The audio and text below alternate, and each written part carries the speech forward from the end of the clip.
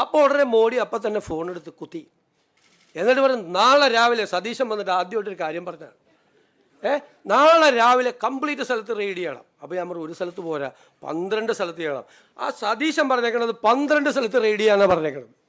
അങ്ങനെ 12 സ്ഥലത്ത് റെയ്ഡ് ചെയ്തു. ഞാൻ ചിരിക്കണോ അല്ലെ കരയണോ? നിയമപരമായ കാര്യങ്ങൾ ലംഘിച്ചുകൊണ്ടാണ് അന്വേഷണം നടക്കണമെങ്കിൽ anybody can approach A court. ഇതൊരു കേസ് ഓൾറെഡി കേന്ദ്ര ഏജൻസി രജിസ്റ്റർ ചെയ്ത കേസാണ്. കേന്ദ്ര ഏജൻസി രജിസ്റ്റർ ചെയ്ത കേസാണ് ആണല്ലോ. അന്വേഷണത്തിൻ്റെ ഭാഗമായിട്ടാണ് അവർ നടപടികൾ സ്വീകരിക്കുന്നത്. സംസ്ഥാന ഗവൺമെൻറ് ഇതിൻ്റെ അകത്ത് എന്ത് റോളാണുള്ളത്? ഒരു റോളും ഇല്ല സംസ്ഥാന ഗവൺമെൻറ്. ഞങ്ങളെ അറിയിച്ചിട്ട് പോലുമില്ല, പോലീസിനെ അറിയിച്ചിട്ടില്ല. അവരവിടെ നിന്ന് പിരിഞ്ഞു പോകാൻ നേരത്ത് പോലീസിനെ അറിയിച്ചിട്ടില്ല. ചെയ്ത എന്താണ്? ആഭ്യന്തര വകുപ്പ് ചെയ്ത് ഞാൻ ആഭ്യന്തരമന്ത്രിയെ പ്രത്യേകമായി അഭിനന്ദിക്കുകയാണ്. അദ്ദേഹമാണ് അവിടെ ആൾക്കൂട്ടം കൂടുന്നത് കണ്ടിട്ട് അവിടെ ഒരു ലോ ആൻഡ് ഓർഡർ സിറ്റുവേഷൻ ഉണ്ടാകരുത് എന്ന് കരുതി അങ്ങനെ ഒരു റെയ്ഡ് നടക്കുന്ന വിവരം ഗവൺമെൻറ്റിനോ പോലീസിനോ അറിയില്ലാതിരുന്നിട്ടും അദ്ദേഹം പോലീസിനെ വിട്ട അദ്ദേഹമാണ്. കുറേ സംഘർഷങ്ങൾ ലഘൂകരിക്കാൻ കഴിഞ്ഞു. ഞാൻ ചോദിക്കട്ടെ, ആ സമീപനം ശരിയാണോ? ആ സമീപനം ശരിയാണോ? ഒരു കേസ് അന്വേഷണത്തിൻ്റെ ഭാഗമായിട്ട് വരുന്ന ആളുകളെ, സ്ത്രീകൾ ഉള്ള ആളുകളെ ഒരു സംഘം ക്രിമിനലുകളെന്ന് വേണമെങ്കിൽ വിശേഷിപ്പിക്കപ്പെടാവുന്ന ഒരു സംഘം ആക്രമിച്ച കാർ തല്ലിപ്പൊളിക്കുന്നു, അതിനകത്തുള്ളവരെ മർദ്ദിക്കുന്നു. അത് ക്രമസമാധാന ലംഘനമാണ്, ഒഫൻസാണ്. അത് ഒരു കാരണവശാലും അനുവദിക്കില്ല, ഒരു കാരണവശാലും അനുവദിക്കില്ല. ഒരു സെൻട്രൽ ഏജൻസി വന്ന് അവരുടെ അന്വേഷണത്തിൻ്റെ ഭാഗമായി അവർ അവിടെ ഇതിൻ്റെ അകത്ത് നടന്നു. ഞങ്ങൾ ഉന്നയിച്ചിട്ടുള്ള ആരോപണം കൂടിയല്ലേ ഇത്? ഞങ്ങൾ കൂടി ഉന്നയിച്ചിട്ടുള്ള ഒരു ആരോപണമാണ്. ആ അന്വേഷണത്തിന് കേന്ദ്ര ഏജൻസിയെക്കുറിച്ച് ഞങ്ങൾക്ക് പരാതി ഉണ്ടായിരുന്നു. 4 കൊല്ലം മുമ്പുണ്ടായ കേസാണ്. ഇതുവരെ ഒന്നും അവർ ചെയ്തിട്ടില്ല. ഈ അധികാരത്തിൽ നിന്ന് LDF ഗവൺമെൻറ് താഴെ ഇറങ്ങുന്നത് വരെ ഒന്നും ചെയ്തില്ല അവർ. പിന്നെ പ്രതിപക്ഷ നേതാവ് അദ്ദേഹം പുറത്തിറങ്ങി വന്നിട്ട് രാഹുൽ ഗാന്ധിയാണ് കുറ്റപ്പെടുത്തിയത്. രാഹുൽ ഗാന്ധിയാണ് റെയ്ഡിന് ആളെ വിട്ടത്. അദ്ദേഹം പ്രധാനമന്ത്രിയെയോ BJP നേതാക്കളെയോ BJP സർക്കാരിനെയോ ആരെയും കുറ്റപ്പെടുത്തിയില്ല, ഒരാളെ കുറ്റപ്പെടുത്തിയില്ല. അദ്ദേഹം കുറ്റം പറയാനുണ്ടായിരുന്നത് രാഹുൽ ഗാന്ധിയാണ്. രാഹുൽ ഗാന്ധി എന്താ ചെയ്തത്? രാഹുൽ ഗാന്ധിക്കെതിരായി കേസ് വന്നപ്പോൾ അന്വേഷിക്കാൻ വന്ന ആളുകളുടെ വാഹനം കോൺഗ്രസ്സുകാരെ വിട്ട് തല്ലിപ്പൊളിക്കുകയാണോ ചെയ്ത്? അല്ല. അദ്ദേഹം 55 മണിക്കൂർ തുടർച്ചയായിരുന്നു, പല പ്രാവശ്യമായിട്ട് തുടർച്ചയായി ആ കേസുമായിട്ട് സഹകരിച്ചു ഇല്ലേ? ആ കേസുമായിട്ട് സഹകരിച്ചു. അത് രാഷ്ട്രീയമായി എടുത്തിരിക്കുന്ന ഒരു കേസാണ് എന്നുള്ളതുകൊണ്ട് ഞങ്ങളതിനെ രാഷ്ട്രീയമായി എതിർത്തു. ഈ കേസ് എടുത്തിരിക്കുന്നത് മുഖ്യമന്ത്രിയുടെ കുടുംബത്തിലെ ഒരു അംഗത്തിനെതിരായി കേസെടുത്തിരിക്കുന്നത് രാഷ്ട്രീയമാണെങ്കിൽ CPM-ന് രാഷ്ട്രീയമായി പ്രതിഷേധിക്കാം. ഞാൻ ചോദിക്കട്ടെ, അതിൻ്റെ തലേദിവസമല്ലേ ഈ കേസിലെ ഒരു കക്ഷി കോടതിയിൽ പോയപ്പോൾ കോടതി ആ അന്വേഷണം നിർത്തിവെക്കണം എന്നാവശ്യപ്പെട്ട് കോടതി പോയപ്പോൾ ആ പെറ്റീഷൻ തള്ളി അന്വേഷണം തുടരണമെന്ന് ഏജൻസിയോട് ആവശ്യപ്പെട്ടത്? അപ്പോൾ നിയമപരമായ വഴിയല്ലേ ഇത്? നിയമപരമായ വഴിയല്ലേ അന്വേഷണം ഉള്ളത്? അപ്പം ഞങ്ങളെങ്ങനെയാണ് ഈ റെയ്ഡ് നടത്തിയതിനെയും ഈ അന്വേഷണം നടക്കുന്നതിനെയും വിമർശിക്കാൻ സ്റ്റേറ്റ് ഗവൺമെൻറ്റിന് എന്താ അധികാരമുള്ളത്? ഞങ്ങൾക്കങ്ങനെ പറയാമോ? ഞങ്ങളങ്ങനെ പറയാൻ പാടില്ലല്ലോ. ഒരു കേന്ദ്ര ഏജൻസി അന്വേഷണം നടക്കുന്ന കേസിൽ, കോടതി അനുവദിച്ച് അന്വേഷണം നടക്കുന്ന കേസിൽ ആ അന്വേഷണം നടത്താൻ പാടില്ല, അന്വേഷണം ഇങ്ങനെ വേണം, അന്വേഷിക്കേണ്ടത് ഇങ്ങനെയാണ് എന്ന് ഞങ്ങൾക്ക് പറയാമോ? ഞങ്ങളതിൻ്റെ കോമ്പീറ്റൻ്റ് അതോറിറ്റി ആണോ? ഞാൻ വളരെ ജെന്യൂനായിട്ട് ചോദിക്കുകയാണ് നിങ്ങളോട്. ഞങ്ങളതിൻ്റെ കോമ്പീറ്റൻ്റ് അതോറിറ്റി അല്ല, ഞങ്ങൾക്ക് അതിൻ്റെ അകത്തില്ല. ഞങ്ങൾക്ക് ക്രമസമാധാന പ്രശ്നം ഉണ്ടായാൽ അതിൻ്റെ അകത്ത് ഇടപെട്ടു ശക്തിയായ നടപടികൾ സ്വീകരിക്കും. അത് തെറ്റാണ്, അത് ആവർത്തിക്കാൻ പാടില്ല. അത്തരം സംഭവങ്ങൾ ആവർത്തിക്കാൻ പാടില്ല. ഗുരുതരമായ കുറ്റകൃത്യമാണ് അവിടെ നടന്നത്. അന്വേഷണ ഉദ്യോഗസ്ഥന്മാരെ ആക്രമിക്കുകയും അവരുടെ വാഹനം അടിച്ച് തകർക്കുകയും ചെയ്ത് ഗുരുതരമായ കുറ്റകൃത്യമാണ്. അത് ആവർത്തിക്കപ്പെടാൻ പാടില്ല. അതാണ് ഞങ്ങളുടെ അഭിപ്രായം. ഞങ്ങൾക്ക് നിലപാടുണ്ട് അതിൻ്റെ അകത്ത്. ഞാൻ ഈ സർക്കാർ വന്നതിന് ശേഷമുള്ള രണ്ടാമത്തെ തമാശയാണിത്. ആദ്യത്തെ തമാശ 14 പ്രാവശ്യം റിക്കവറി നടത്താൻ പോയിട്ടും ഒന്നും ചെയ്യാതെ ഞങ്ങളുടെ സർക്കാർ വന്നതിൻ്റെ പിറ്റേ ദിവസം റിക്കവറി എറണാകുളത്തെ ഭൂമിയിൽ നടത്തിയപ്പോൾ അതിന് സമരം ചെയ്യാൻ പോയ മന്ത്രിമാരുടേതായിരുന്ന ആദ്യത്തെ തമാശ. ഇത് കേട്ടസി കോളാണ്.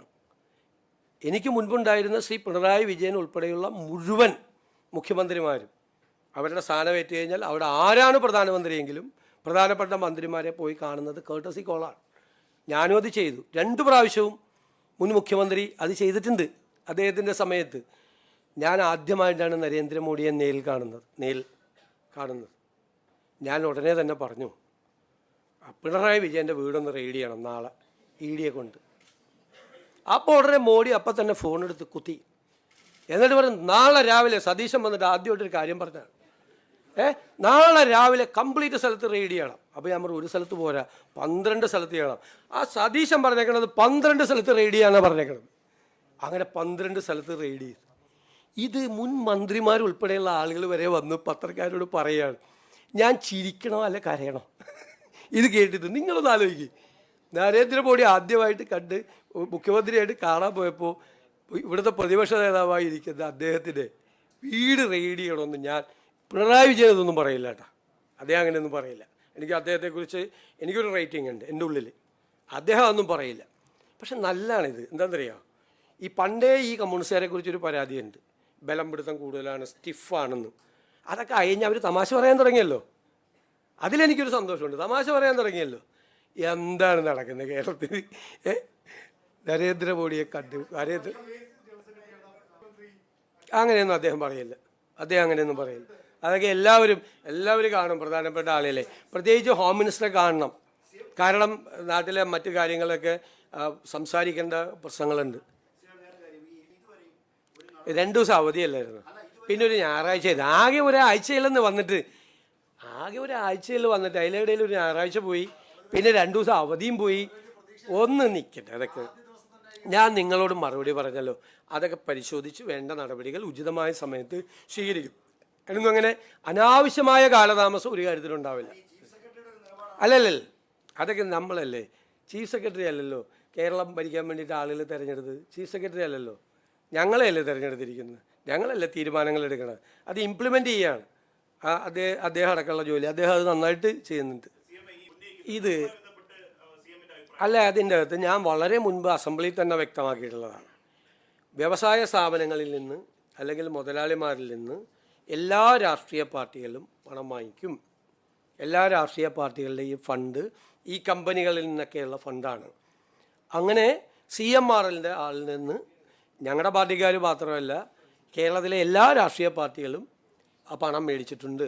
ആ പണം മേടിച്ചതല്ല ഇവിടുത്തെ കേസ്. ഇവിടുത്തെ കേസ് ഒരു കമ്പനിയും ആ കമ്പനിയും തമ്മിൽ നടത്തിയ ഇടപാടിൽ ആ കമ്പനിയുടെ അക്കൗണ്ടിലേക്ക്, എക്സാലോജി കമ്പനിയിലേക്ക് വലിയ തുക അയച്ചു കൊടുത്തു. ക്ലയൻറ്റ് സർവീസിന് വേണ്ടിയിട്ടാണ് അയച്ചു കൊടുത്തത്. എന്നാൽ ക്ലയൻറ്റ് സർവീസ് നടത്താതെ കള്ളപ്പണം വെളുപ്പിക്കാൻ വേണ്ടി മണി ലോണ്ടറിങ് ആണ്. അതുകൊണ്ടാണ് PMLA ആക്ട് വരുന്നത്. മനസ്സിലായില്ലേ? പ്രിവെൻഷൻ ഓഫ് മണി ലോണ്ടറിങ് ആക്ടിൻ്റെ പ്രൊവിഷൻസ് അട്രാക്ട് ചെയ്യുന്ന എന്നാണ് കേസ്. കേസിൻ്റെ ശരി മെറിറ്റും ഡിമെറിറ്റും അല്ല ഞാൻ പറയണത്. അതാണ് ആ കേസ്. അതും രാഷ്ട്രീയ നേതാക്കൾ ബിസിനസ്സുകാരിൽ നിന്ന് പണം മേടിക്കുന്നതും തമ്മിൽ എന്ത് ബന്ധമാണുള്ളത്?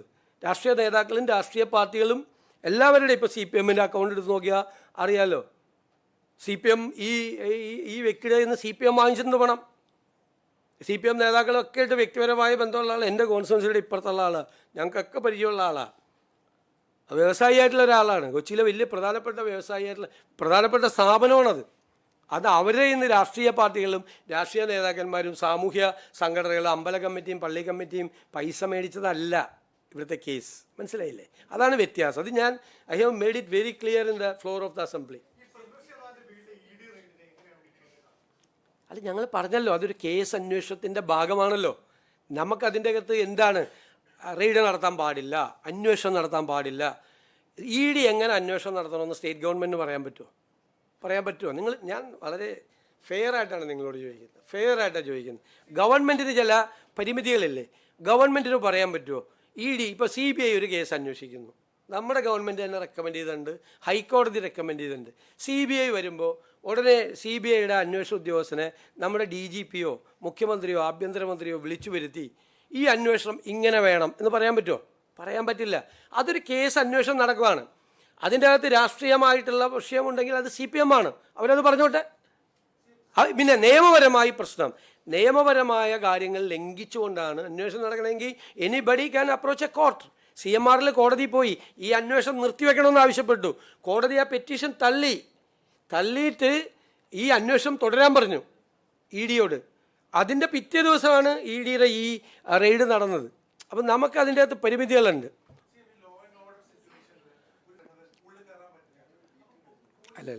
ഞാൻ പറയല്ലോ, ആ റെയ്ഡ് നടത്തുന്ന കാര്യം ED ഗവൺമെൻറ്റിനെയോ പോലീസിനെയോ അറിയിച്ചിട്ടില്ല. ഒന്ന്. രണ്ടാമത്തെ പ്രശ്നം, അവർ കേന്ദ്ര സേനയെ വിന്യസിപ്പിച്ചിട്ടാണ് അവർ ഈ റെയ്ഡ് നടത്തുന്നത്. മനസ്സിലായില്ലേ? അവർക്ക് പരിമിതമായ അധികാരങ്ങളേ ഉള്ളൂ കേന്ദ്ര സേനയ്ക്ക്. പക്ഷേ അവിടെ ഒരു ലോ ആൻഡ് ഓർഡർ സിറ്റുവേഷൻ ഉണ്ടാകുമെന്ന് പോലീസും കൂടി ചെന്നില്ലായിരുന്നെങ്കിൽ അവിടുത്തെ സിറ്റുവേഷൻ എന്തായിരുന്നു? പോലീസ് ചെന്നതുകൊണ്ടല്ലേ.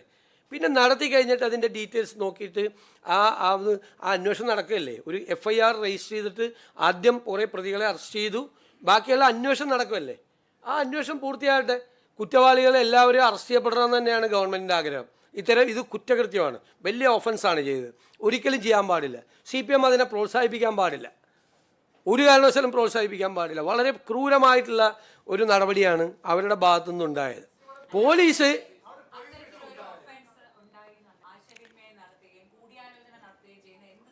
ഞാൻ പറഞ്ഞുതരാം. ചില സംഘർഷങ്ങൾ ഉണ്ടാകുന്ന സമയത്ത് പോലീസ് കുറച്ചുകൂടി ബുദ്ധിപൂർവമായിട്ട് പെരുമാറണം.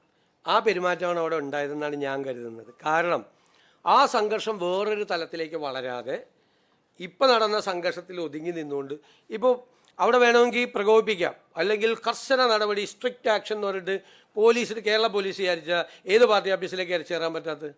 ഇരച്ചു കയറാം. ആ പാർട്ടി ഓഫീസിലേക്ക് ഇരച്ചു കയറി അവിടെയുള്ള ആളുകളെ കുറേ പേരെ തല്ലി, കുറേ പേര് തടയുമല്ലോ. അപ്പോൾ അവർക്കിട്ടൊക്കെ നല്ല അടിയൊക്കെ കൊടുത്ത്, വേണമെങ്കിൽ വല്ല വൈരാഗ്യമുള്ളവൻ്റെ 2 എണ്ണം കൂടുതൽ കൊടുത്ത് ഇതൊക്കെ പോലീസിന് ചെയ്യാം. എന്നിട്ട് ഇഷ്ടമുള്ളവരെ തൂക്കിയെടുത്തോണ്ട് പോരാ. അങ്ങനെയാണോ പോലീസ് ചെയ്യേണ്ടത്? ഞാൻ കരുതുന്നത് പോലീസ് ചെയ്തത് കുറച്ചുകൂടി സംഘർഷം അയവ് വരുത്താൻ അജിറ്റേറ്റഡായി കുറേ ആളുകൾ നിൽക്കുകയാണ്. അതിൻ്റെ ഇടയിൽ ക്രിമിനൽസും ഉണ്ട്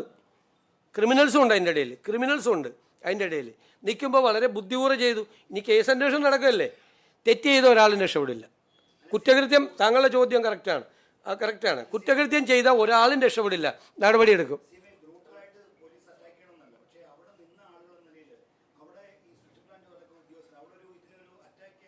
അല്ല, ഞാൻ പറഞ്ഞേ ഞാൻ ചോദിക്കട്ടെ, പോലീസ് അന്വേഷണം നടത്തിക്കൊണ്ടിരിക്കുകയാണ്. FIR രജിസ്റ്റർ ചെയ്ത് അന്വേഷണം ആദ്യഘട്ടത്തിലാണ് ഇത്രയും പേരെ അറസ്റ്റ് ചെയ്തത്, കോടതി അവരെ റിമാൻഡ് ചെയ്യുകയും ചെയ്തത്. ആ അന്വേഷണം പൂർത്തിയാകട്ടെ. അതിലെന്തെങ്കിലും തെറ്റുണ്ടെങ്കിൽ നമുക്കപ്പോൾ പരിശോധിക്കാം. പോലീസ് അന്വേഷണത്തിൽ നമ്മൾ ഇടപെടാൻ പാടില്ല. അല്ല, ഞാൻ കരുതുന്നില്ല. അതുകൊണ്ടാണ് ഞാൻ അഭിനന്ദിക്കുകയല്ലേ ചെയ്തത്. ആഭ്യന്തരമന്ത്രി TV കണ്ടിട്ടാണ് പോലീസിനെ വിട്ടത്.